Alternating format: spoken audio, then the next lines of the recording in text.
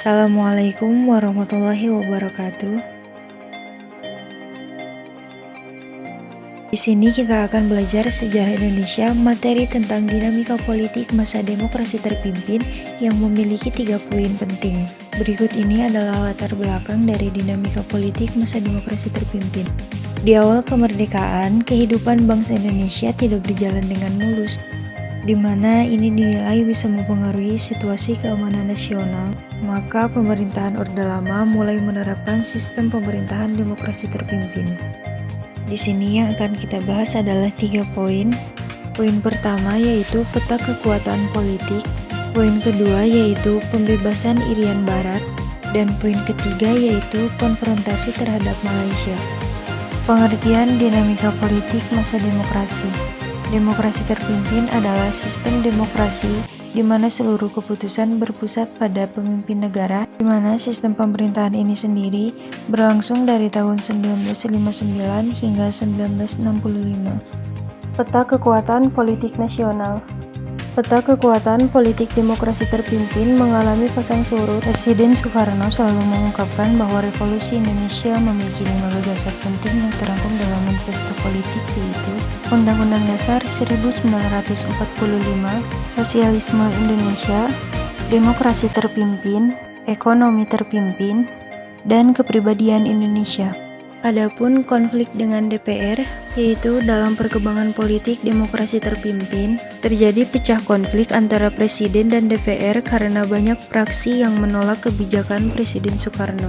Penolakan tersebut kemudian dijadikan alasan Presiden untuk membubarkan DPR hasil pemilu 1955. Setelah itu, Presiden Soekarno membentuk Dewan DPR GR. Pemilihan anggota DPR dilakukan oleh Presiden sendiri dan harus terikat dengan aturan Presiden. Selanjutnya, poin kedua yaitu pembebasan Irian Barat.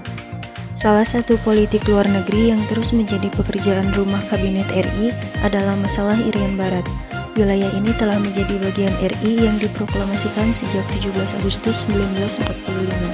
Akan tetapi, dalam perundingan KMB tahun 1950, masalah penyerahan Irian Barat ditangguhkan 1 tahun dan berhasil dicapai dalam suatu kompromi pasal di Piagam Penyerahan Kedaulatan.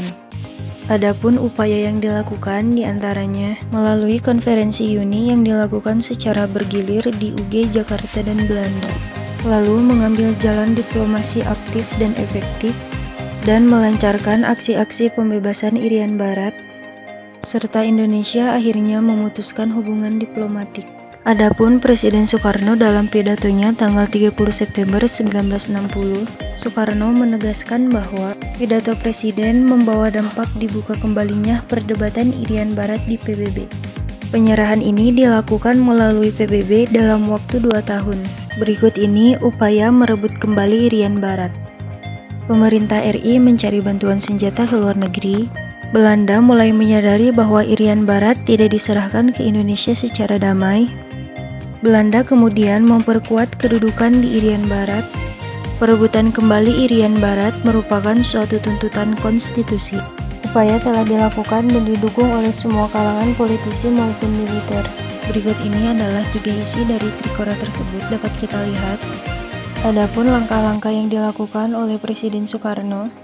Namun, akhir dari upaya ini diketahui oleh Belanda sehingga terjadi pertempuran yang tidak seimbang di Laut Aru antara kapal-kapal buatan Indonesia dengan kapal-kapal Belanda. Naas kapal MBT Macan Tutul berhasil ditembak Belanda sehingga kapal terbakar dan tenggelam. Lalu pada tanggal 15 Agustus 1962 ditandatangani perjanjian antara pemerintah Indonesia dengan Belanda.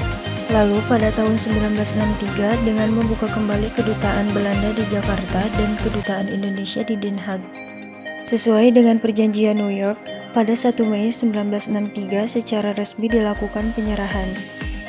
Nah, kembalinya Irian ke pangkuan RI berakhirlah perjuangan merebutkan Irian Barat. Selanjutnya kita masuk pada poin ketiga yaitu konfrontasi terhadap Malaysia. Masalah Malaysia merupakan isu yang menguntungkan PKI untuk mendapatkan tempat dalam kalangan pimpinan negara. Lalu Filipina menentang karena memiliki keinginan atas wilayah Sabah di Kalimantan Utara. Menurut Presiden Soekarno, pembentukan Federasi Malaysia merupakan sebagian dari rencana Inggris untuk mengamankan kekuasaannya di Asia Tenggara.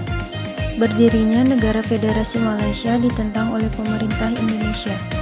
Mengenai pembentukan federasi, menindaklanjuti permohonan ketiga, pimpinan-pimpinan pemerintahan tersebut, Sekretaris Jenderal PBB membentuk tim penyelidik yang dipimpin oleh Laurensi Michelmore. Tim tersebut memulai tugasnya di Malaysia pada tanggal 14 September 1963. Namun sebelum misi FBB menyelesaikan tugasnya dan melaporkan hasil kerjanya, Federasi Malaysia diproklamasikan pada tanggal 16 September 1963. Pemerintah RI pada tanggal 21 September memutuskan pula hubungan ekonomi dengan Malaysia, Singapura, Sarawak, dan Sabah. Masalah pokok yang menyebabkan sengketa dan memburuknya hubungan ketiga negara tersebut tetap tidak terpecah. Upaya lain melakukan pertemuan Menteri-Menteri Luar Negeri Indonesia, Malaysia, dan Filipina di Bangkok. Untuk menjalankan konfrontasi Dwikora, Presiden Soekarno membentuk Komando Siaga dengan Marsikal Media Umar DNJ sebagai panglimanya. Walaupun Indonesia sudah keluar dari PBB, sasaran-sasaran yang ingin dicapai oleh pemerintah Indonesia terkait sengketa Indonesia-Malaysia dan perombakan PBB tetap tidak dicapai. Itulah sekilas materi tentang dinamika politik masa demokrasi terpimpin. Thank you for watching.